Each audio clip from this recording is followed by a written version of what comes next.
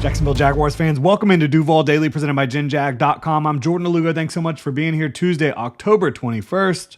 Right now, we're talking about Liam Coen's press conference heading into the bye week. He did the press conference late yesterday afternoon, and I thought it was a really good kind of table setter for heading into the bye, for heading into this kind of next chapter of the Jaguars season, starting with the Raiders after the bye. You've got the trade deadline coming up in a couple weeks.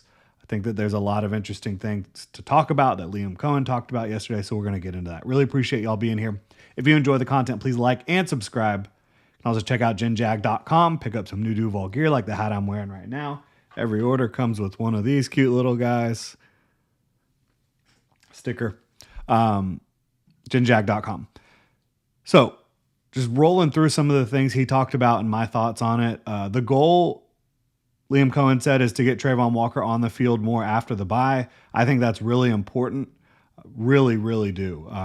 He was asked kind of about the lack of pass rush lately, and he said, you know, there's some different things we can do, figuring out whether we needed to be rushing 4 or 5, whatever it may be, the different fronts. But he mentioned Trayvon Walker, and that's something I talked about yesterday. I just think if you have a healthy Trayvon Walker out there playing more snaps, because he's just not playing a lot of snaps yet,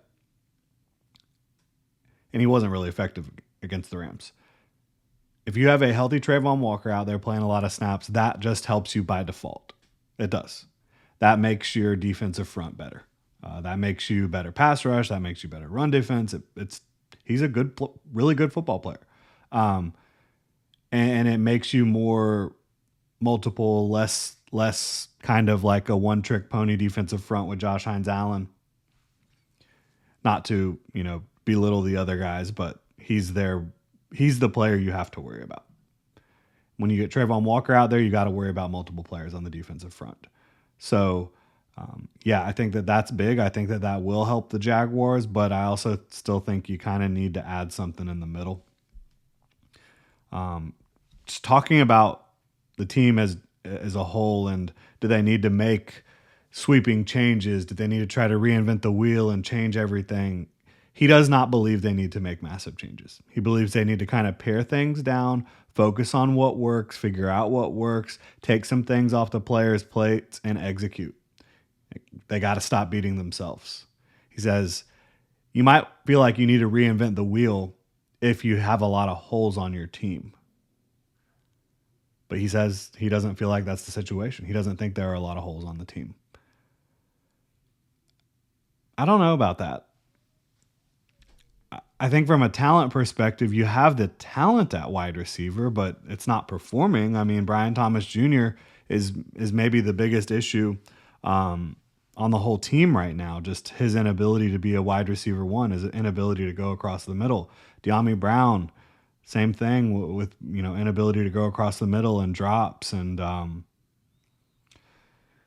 outside of Travis Hunter, I feel like wide receiver feels like a hole. I mean, there's certainly a hole at tight end right now with Brenton Strange out.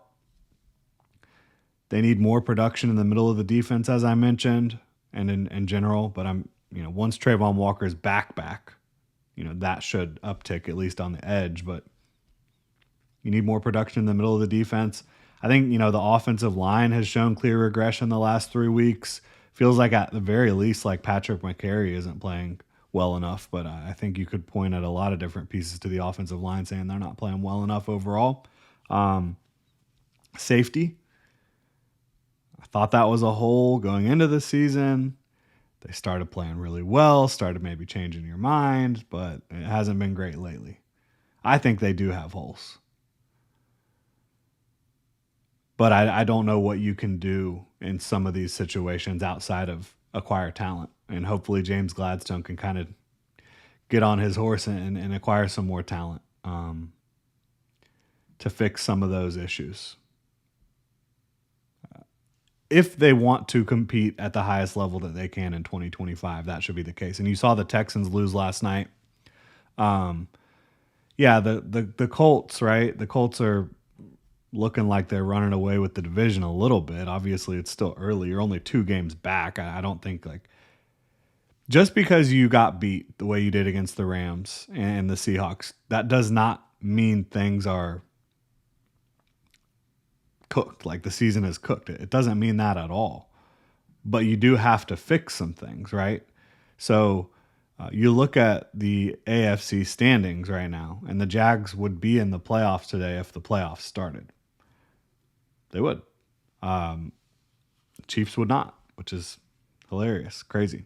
But I believe that will change. But the Chargers aren't playing great football right now. The Bills aren't playing great football right now. I don't think the Steelers are that good. You have three teams at the top. Oh, you have the Chiefs, who are really good, even though they're at the 8 seed right now. They're a really good football team. The Colts, Patriots, Broncos, really good football teams. The Broncos had they had to do the crazy comeback situation, but their defense is fantastic. The Patriots are surging. Drake May's playing great football.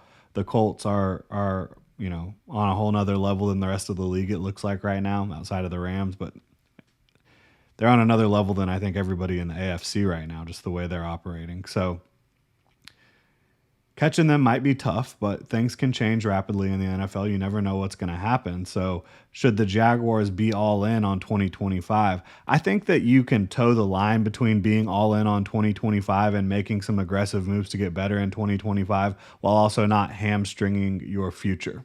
And I think that's what James Gladstone's probably going to try to do. I expect them to make at least one trade. I would not be surprised if it's multiple. 3 would surprise me a little bit. 2 would not surprise me. 1 is what I expect, at least.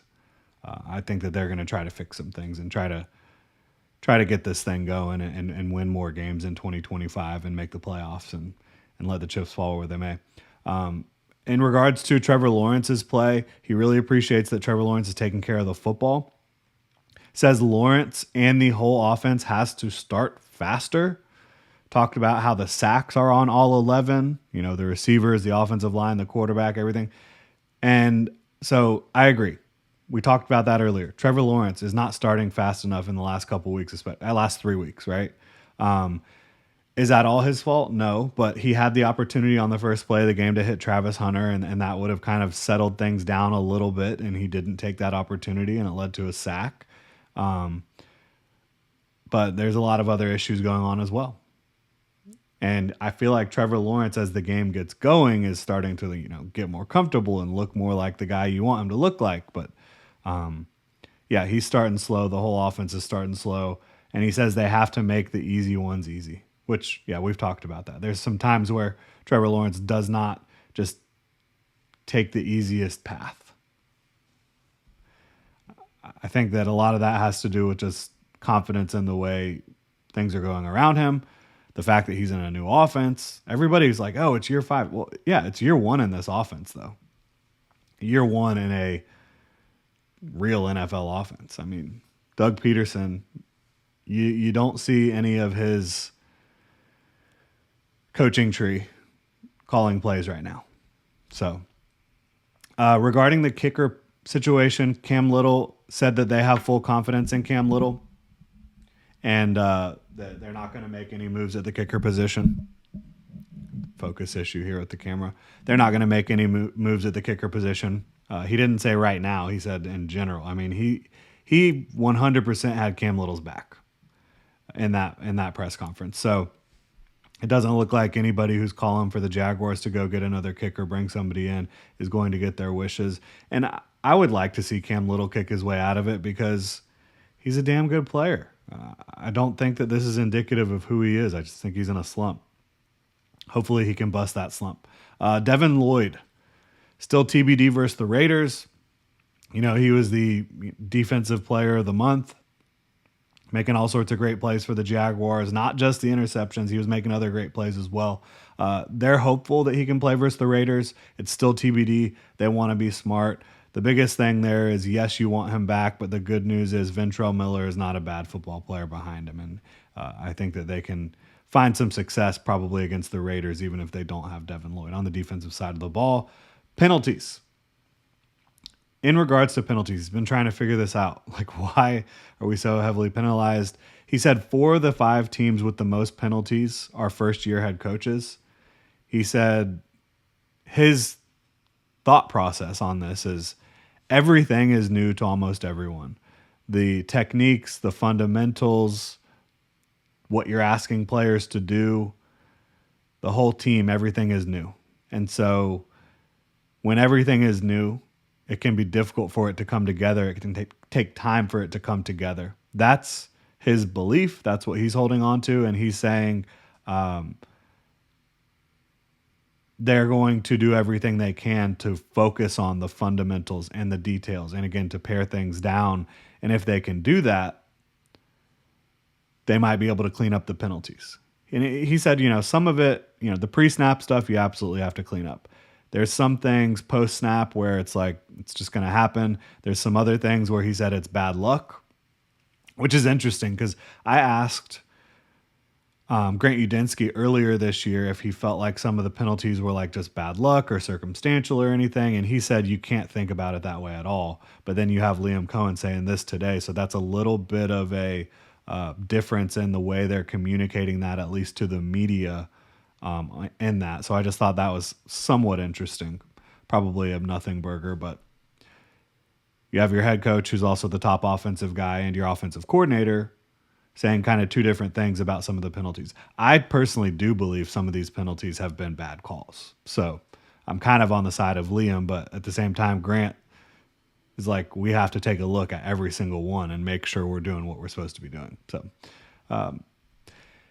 his belief in the team's identity so far. He says you've seen glimpses of like what they want the identity to be like execution wise and things like that. But he says he does believe that they are a team that competes. They're tough. They really care about what they're doing and they don't quit. So if you do have those things in your back pocket, it can help you get out of a situation where you have a 2-game losing streak and things aren't looking good. That's what they need. I don't think that they played like they didn't care or they quit on Sunday outside of the wide receiver position. I thought that they really did. Not Travis, but, and not Parker. He just wasn't good enough. But Diami, Brian Thomas Jr., I don't think that the way they perform falls in line with what Liam Coen is talking about. Compete, tough, you care, you don't quit. I don't see that from those wide receivers. And then finally, big note on Travis Hunter's usage, and this was kind of a big thing in general. He said, after the bye, we are going to play the best 11 as much as humanly possible. Okay. Travis Hunter better be on the field more. Greg Newsome better be on the field more. Trayvon Walker better be on the field more. You better go get some guys to help fix what's going on here, in my opinion. That's where I'm at. Let me know what y'all think in the comment section below. Really appreciate Liam Coen's candidness, his level of transparency in communicating with the media. And, the media is how you communicate to the fan base as well. So really appreciate that from Liam Coen. He's doing a great job in that regard. And I think he's going to do a great job coaching this football team out of this, but they got a lot of work to do. Really appreciate y'all being here. If you enjoy the content, please like and subscribe. Y'all have a good one.